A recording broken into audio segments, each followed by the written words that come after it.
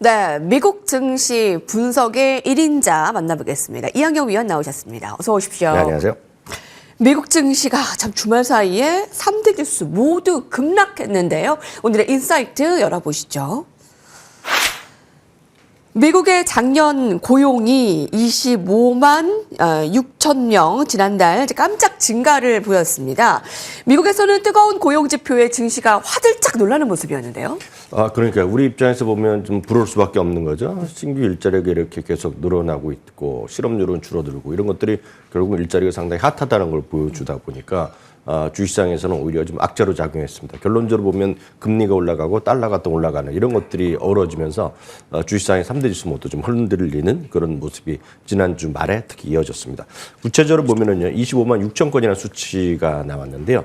예상치가 16만 5천 건이었으니까 10만 건이 더 늘어났고요. 와. 실업률은 4.2가 예상되는데 4.1이 나왔습니다. 참고적으로 미국에서 얘기하는 완전 고용은 5%거든요. 그러니까 고용이 지금 완전 고용. 그러니까 쉽게해서 원하는 사람은 다 일자리를 찾는다라고 아주 쉽게 이해하셔도 틀림없다라고 보셔야 되겠습니다. 시간당 임금은 0.3%가 전월 대비 늘어나서 딱 예상치 정도 나왔는데요. 여하튼 전반적으로 보면 고용시장의 한마디로 보면 많은 사람이 얘기하는 쿨링다운, 좀 냉각되는 것이 아니라 진정되는 것이 아니라 계속해서 핫하다, 뜨겁다라는 것이 핵심적인 키워드가 되겠습니다. 일자리가 계속해서 늘어나고 있는 건 진짜 부러울 수밖에 없겠는데요. 무려 48개월째 일자리가 확장되고 있습니다. 이것은 정말 놀라운 수치가 될 수밖에 없는데요. 팬데믹 직후에 줄어들어 확 늘어났던 것 이후에는 지금 최고 수준을 또 가고 있다라고 보셔야 되겠습니다. 이런 일이 나오는 것에 대한 월가의 어떤 분석이라든가 평가를 들으시면 여러분들이 시장을 판단하시는데, 그리고 왜 지난 주말에 약했는지를 우리가 이해하실 수 있을 것 같습니다. 아폴로 자산운용의 얘기 들어보시겠습니다. 아폴로 자산운용은 지난번에 이제 S&P 500에 새로 편입된 그런 기업입니다. 대체 자산으로 보면 세계 한 4, 5위권에 들어온 엄청난 기업이 되겠는데요. 한마디로 높은 금리 수준이 장기간 이어질 개연성이 크다. 아주 단순하게 이해하시면 되겠습니다. 네. 금리가 고금리가 이어질 수 있다는 거죠. 인터랙티브 브로커스는 이런 얘기하고 있습니다. 많은 사람들이 이제 고용시장이 쿨링다운 하면서 고용시장이 좀 냉각되면서 금리의 추가 인하가 있을 것이라는 기대감이 있는데요. 이제 그런 기대하던 논리 자체, 이런 논리 자체가 무의미해졌다 얘기하고 있겠고요. 그러면서 단기간에 금리 인하 가능성은 뭐 사라졌다 얘기하고 있습니다. 많은 분들이 잘 아시는 와튼스쿨의 제레미 시겔 교수입니다. 워낙 시장을 긍정적으로 보는 분이고 미국 경제에 대한 믿음이 큰 분이 되겠는데요. 네. 한마디로 2025년에 금리 인하 가능성은 사라졌다는 얘기를 하고 있습니다. 그러니까 금리 인하 가능성이 사라지면 오히려 금리가 좀 밀려 올라갈 수 있는 것은 상대적인 반대되는 논리가 되겠는데, 그러다 보니 주식시장에서는 마이너스 요인으로 작용할 수밖에 없습니다. 결과치로 나온 거 확인하겠습니다. 10년물 금리, 2년물 모두 금리가 급상승하는 모습으로 보여졌습니다. 한마디로 스파이크와 같이 금리가 훅 올라간 것을 보실 수 있겠고요. 특히 30년물은 5%를 터치하게 됐습니다. 미국 달러는 2022년 11월 이후 최고치까지 올라가는 그런 모습입니다. 이렇게 올라가다 보니 잠시 주춤거렸던 달러 원화도 지금 상당히 또 좀 위로 좀 올라가는 모습으로 일단 금융시장에선 반영됐다라고 보셔야 되겠습니다. 시장에 대한 평가 다시 한번 확인해 보겠습니다. 미국 금리 인하 가능성은 지금 감소했고요. 여타 국가는 경기 부진으로 인해서 과연 금리를 지금 어떻게 되겠냐. 우리나라만 하더라도 금리 인하를 하고 싶은 생각을 많이 있지 않습니까? 그러면 결국은 미국은 금리가 인하할 가능성이 없고 다른 나라는 금리 인하를 하고 싶고, 그럼 어떻게 되겠습니까? 결국은 금리 차례 인해서 미국 달러의 강세가 이어질 가능성이 있다는 겁니다. 많은 분들이 이렇게 달러가 올라가서 이거 지금 미국 주식하기도 쉽지 않고, 최근에 보면 갖고 계시던 미국 달러도 현금으로 한국 돈으로 바꾸는 분이 많다는 걸 저도 네. 어저께 지상파 뉴스에서 많이 다루던데요. 모르겠습니다. 그게 맞았으면 좋겠지만 지금 현실은 녹록하지 않다라고 보셔야 되겠습니다.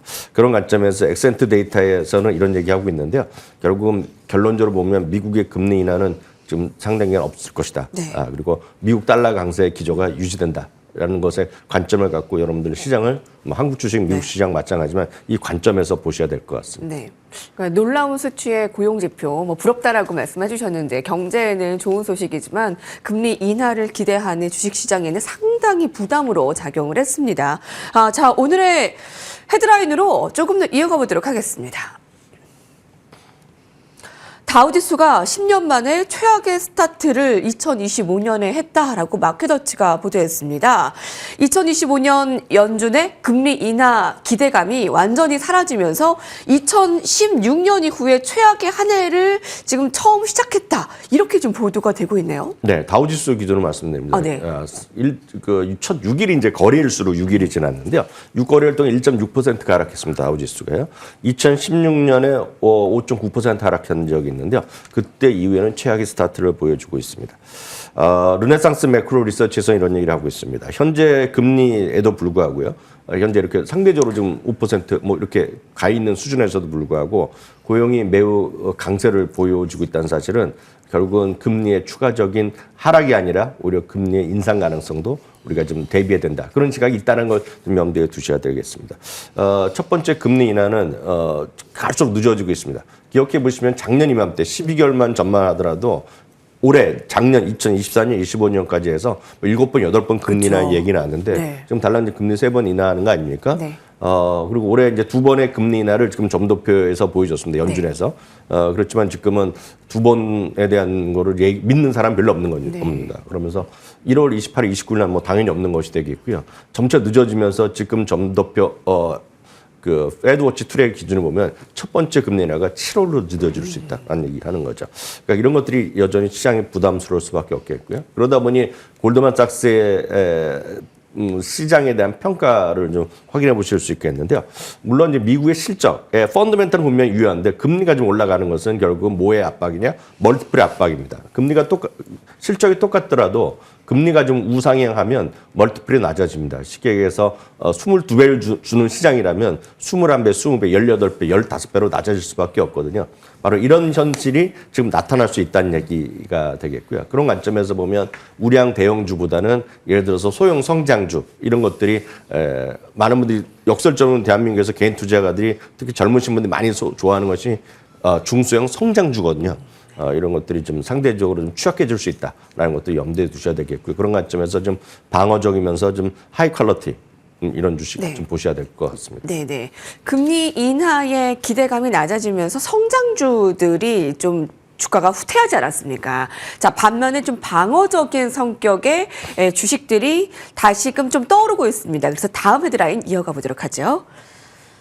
자, CNBC에서 보도했습니다. 그럼 방어주가 필요하다면 뭘 담아야 될까요? 네, 저희가 이제 지난주부터 해서 뭐 하이 퀄리티 주식, 한국말로 굳이 번역하면 고품격 주식이라고 번역하는 적도 있고, 뭐 가치주도 있고, 뭐 여러 가지 표현이 있습니다. 그래서 약간 우리가 포인트를 어떻게 보냐에 따라서 약간 다르지만 그걸 비슷한 개념이라고 보셔야 되겠는데요. 울프 리서치에서는 이런 검색 기준을 하면서 방어적 주식이라는 얘기를 하고 있습니다. 그러니까 디펜시브 스탁이라고 표현을 영어로 쓰는데요. 배당률이 일정 수준 좀 있어야 되겠다. 그래서 주가 떨어지더라도 배당을 통해서 뭔가 좀 보상을 해주는 것들. 그리고 그렇다고 해서 배당성이 너무 높으면 안 됩니다. 배당성이 너무 높으면 배당을 배당을 줄일 가능성이 있습니다. 그리고 부채 비율이 너무 높으면 안 되겠죠. 뭐 여러 가지 기준이 있지만 이런 것들을 좀 관점으로 7개, 8개 주식을 또 포함을 하고 있습니다. 여기 보면 익숙한 것도 있으실 텐데 아마 대부분의 이 방송을 보신 분들이 선호하시는 주식은 아닐 수밖에 없습니다. 그렇지만 퀄리티 이런 것들을 나오는 것들이 일반적으로 개인 투자가들이 대한민국에서 개인 투자를 선호하지 않는 주식인데 바로 그런 주식들이 지금 보셔야 된다. 그런 관점으로 분산 투자해야 된다는 시각이 되겠습니다. AT&T나 포드모터, 포드자동차, 메이시스, 코카콜라, 존슨앤존슨, UPS, 메드트로닉 이런 것들이 등등이 들어있는데요. 아마 이 중에서 시청자분들이 좀 익숙할 만한 것들 몇 가지만 보여드리면 넥스트라 에너지가 들어가고요.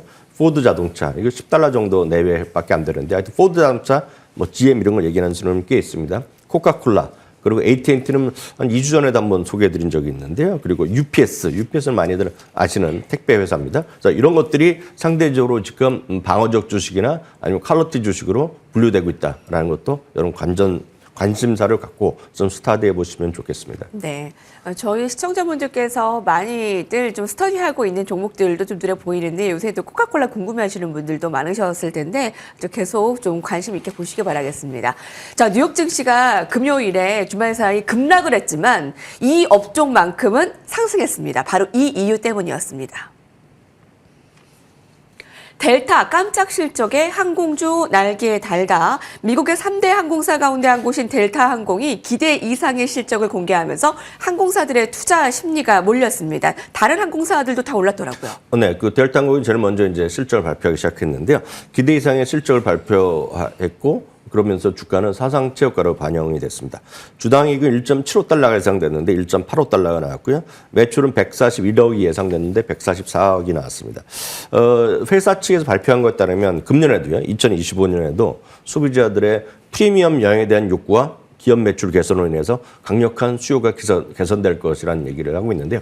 여기서 이제 프리미엄 여행이라는 것이 뭐 단순하게 이해하시면 뭐랄까 요즘 보면 미국의 그런 대형 비행기 회사들이 항공사의 일반적인 특성이 있습니다. 기본적으로 좌석 수를 줄입니다. 예를 들어서 이코노미석을 줄이고요, 간격을 넓히고 예를 들어서 비즈니스 클래스 그리고 프리미엄 이코노미 클래스를 상당히 핫하게 좀 늘리고 있고요.